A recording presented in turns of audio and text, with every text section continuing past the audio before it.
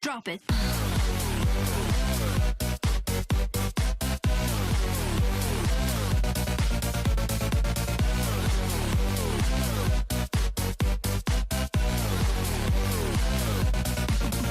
Yeah. What is going on, everybody? My name is Flexy and today I've got another video for you. Now actually this is the last video of my 7-day in-depth Crusadia tutorial series, and it's been going pretty well so far in my opinion. I'm pretty happy with the results.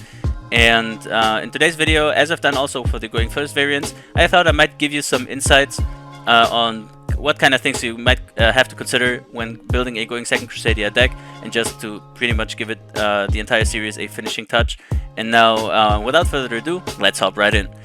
So I thought I might start off by showing you my very first Crusadia decklist, and this is a budget Crusadia list that I found on a budget master post on Reddit for the July 2019 format.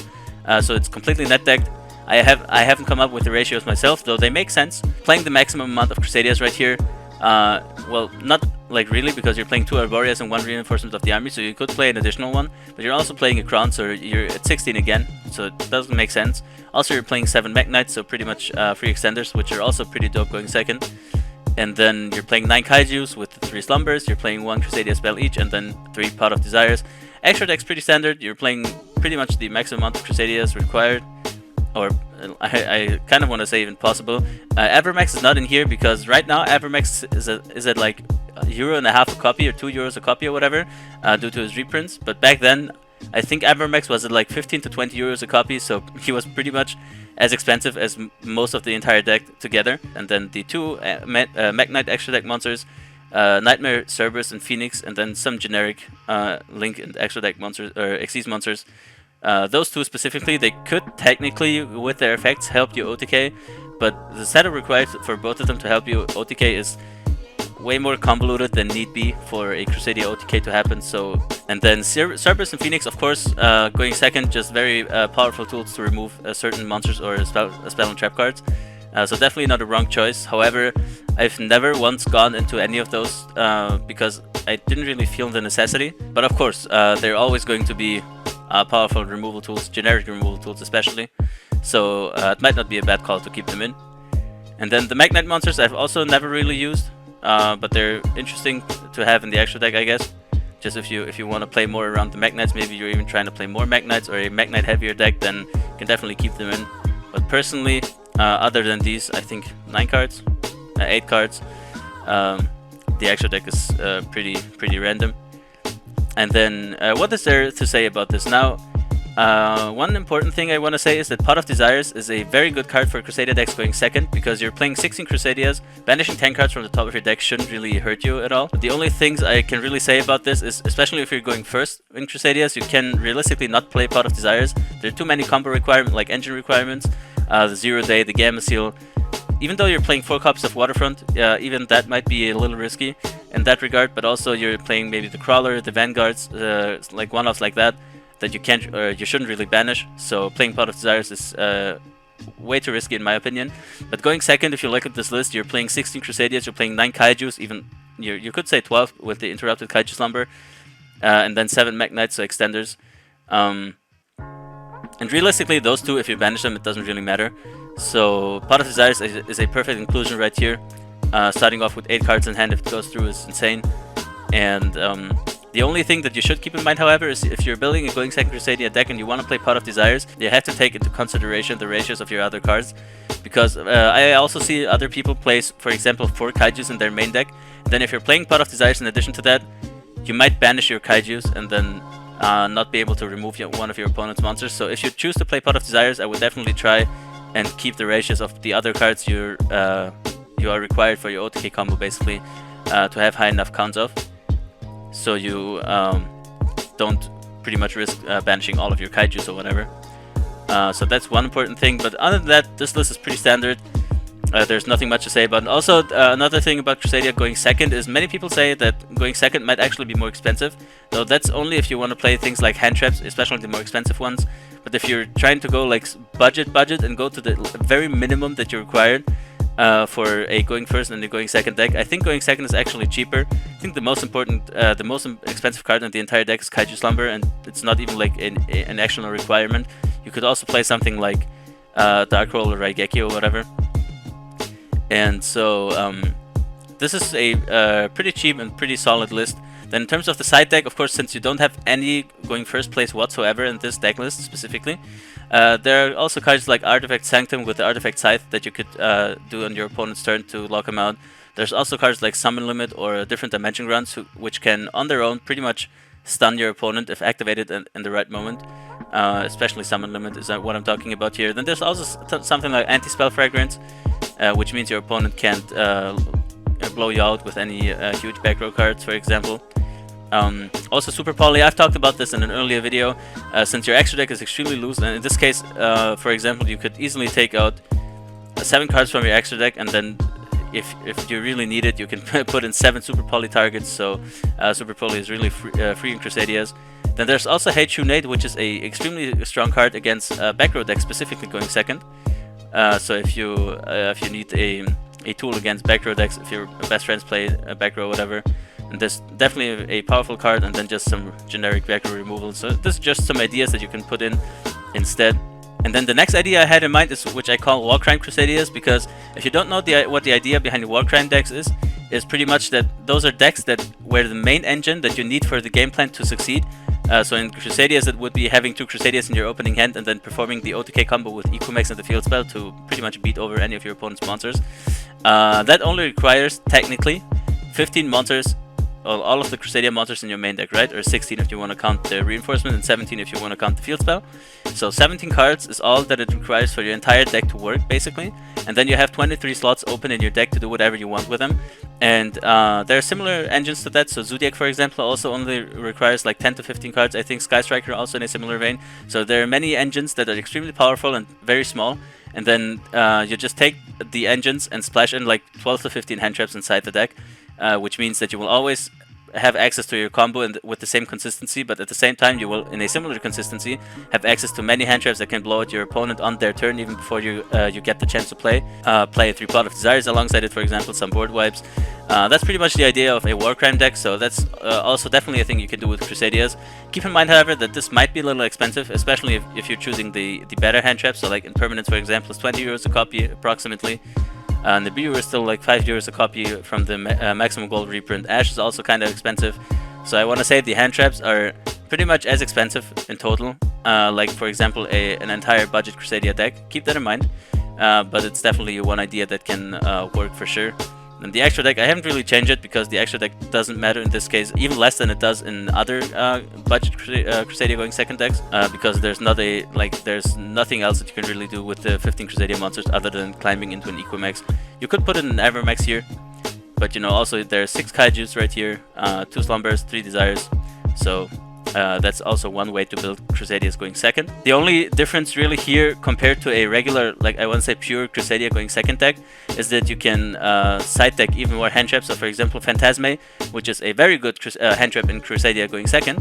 However, especially if you're looking at the meta, like Drytron for example, doesn't really utilize Link monsters at all, I think. Also Virtual World, and if you main deck a Phantasme against one of those 2 decks, for example, it would be pretty much dead, right? Also Avalanche probably. But if you're playing against something like Dragon Link, then Phantasme is pretty good. So the next thing I want to talk about is smoke screening, and while this is not like 100% fitting to the idea of smoke screening, it still goes in a similar direction. And if you don't know what smoke screening is, it's pretty much that you, in your side deck, you will have a completely different deck, like a very different engine or an additional engine to your deck. And then once after game 1, your opponent's going to prepare. After game 1, your opponent's going to be prepared to play against your Crusadias going second, right?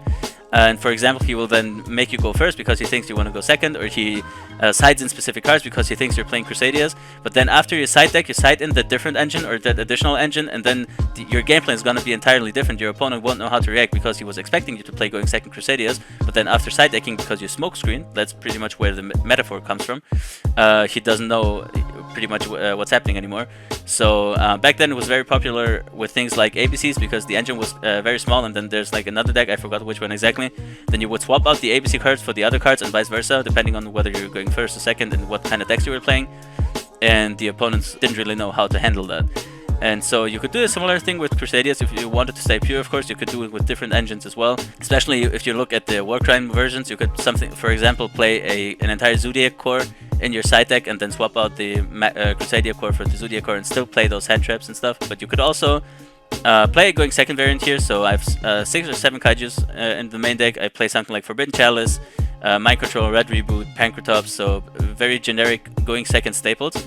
And then when you expect that your opponent's gonna make you go first because he thinks, okay, well, he's playing a pure going second deck with full kaijus and all that, he's not gonna have any plays going first, then you side in a combo package with the Waterfront, with the Red Eyes like Dragon combo package, with the Parallel Exceed as an additional extender, the Codebreaker. Also, the extra deck is pretty much the entire going first extra deck, so which of course your opponent won't know. And then if he makes you go first and field secure, then you're just gonna combo off, build a board with negates, and ideally win the game from there.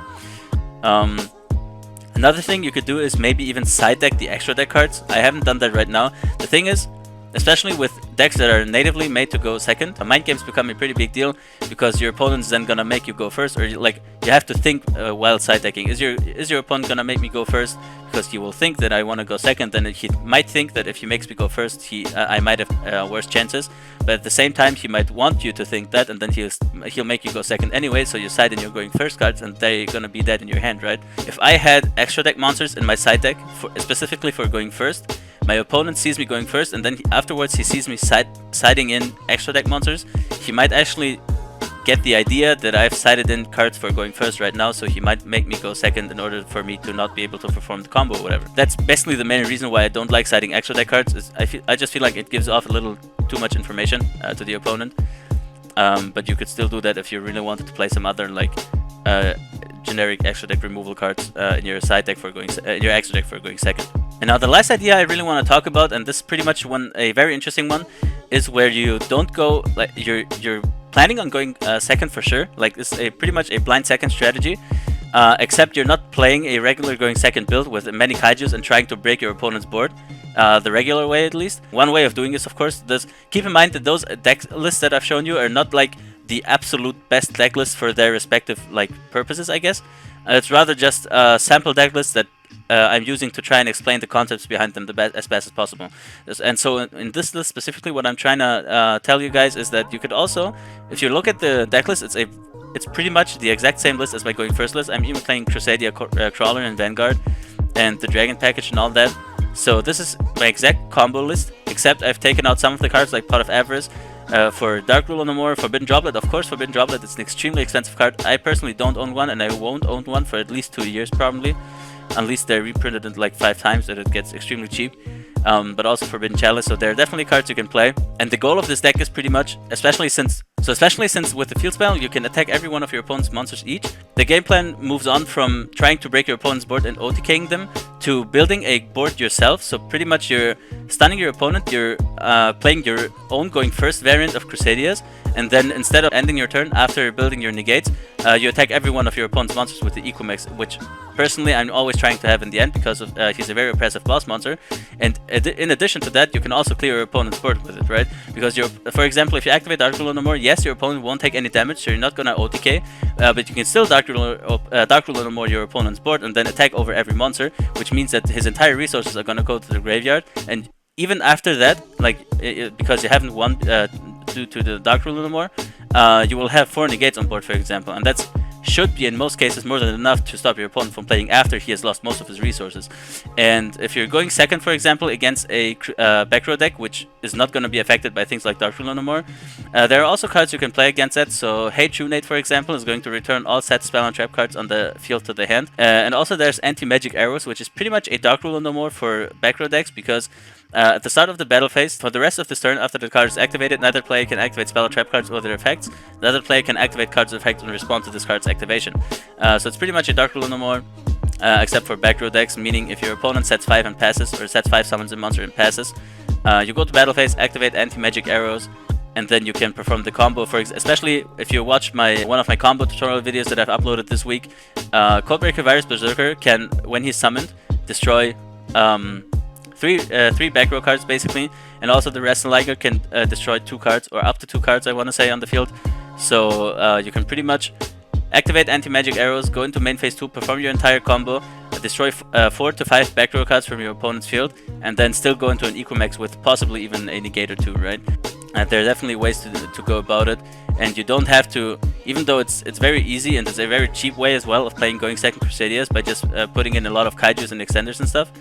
There's definitely different ways of going about it, and if you don't want to play this, I want to say, very simple, straightforward way of going second and trying to break their board, you can also incorporate a combo variant into your going second strategies by stunning your opponent out of the game. And then to finish off this video, guys, just one quick reminder again, as I've mentioned before. So in the beginning of this video, I've talked about how you couldn't play Pot of Desires in every single variant of Crusadias, and like especially going first.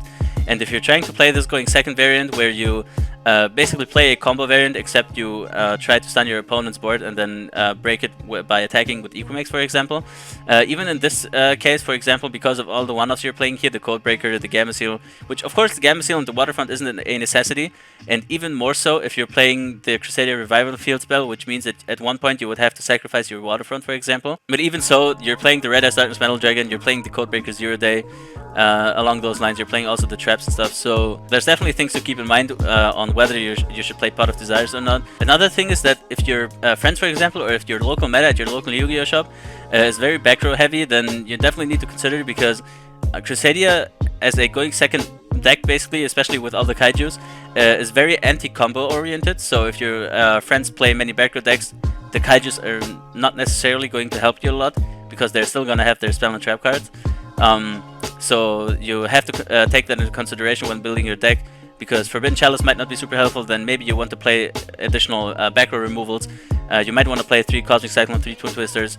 Red Rebooter is a powerful card, but if your friends only play combo decks, for example, then the Red Reboot and the Cosmic Cyclone are not going to do anything, right? So there's no specific best way to play Crusadias. There's always things like your local meta or your friends' decks to keep in mind. And yeah, that's pretty much it for the video, guys. I hope you enjoyed it. I hope you enjoyed the entire series if you watched it, and also that you learned many things. I've really tried to assemble all the knowledge possible that I've gained myself, that I've been talking to friends, I've been in the Crusadia Facebook group, for example, I've watched YouTube videos a lot, so I really hope that this video is going to stand for a long time as pretty much like the go-to Crusadia tutorial that a person might need. Now, if you enjoyed these past videos, guys, and if you learned something along the entire duration of the series, then please leave a like down below. Also, maybe go and check out the playlist where I'm linking every single one of the tutorial videos, basically. And if you didn't like the videos, guys, then you can also leave a dislike, of course, but more importantly, leave a comment down below, tell me what you didn't like, because I'm always trying to improve my content. If you know any people who are just getting into Crusadias, or who need like a new deck, or who want to try out a new deck, who are new to the game and they don't really know what to play, then you can definitely recommend this video to them, because Crusadia is an extremely fun deck and it's super versatile. You can play so many different variants and just swap out some cards to have a completely new deck, basically with a new game plan. And other than that, guys, see you next time.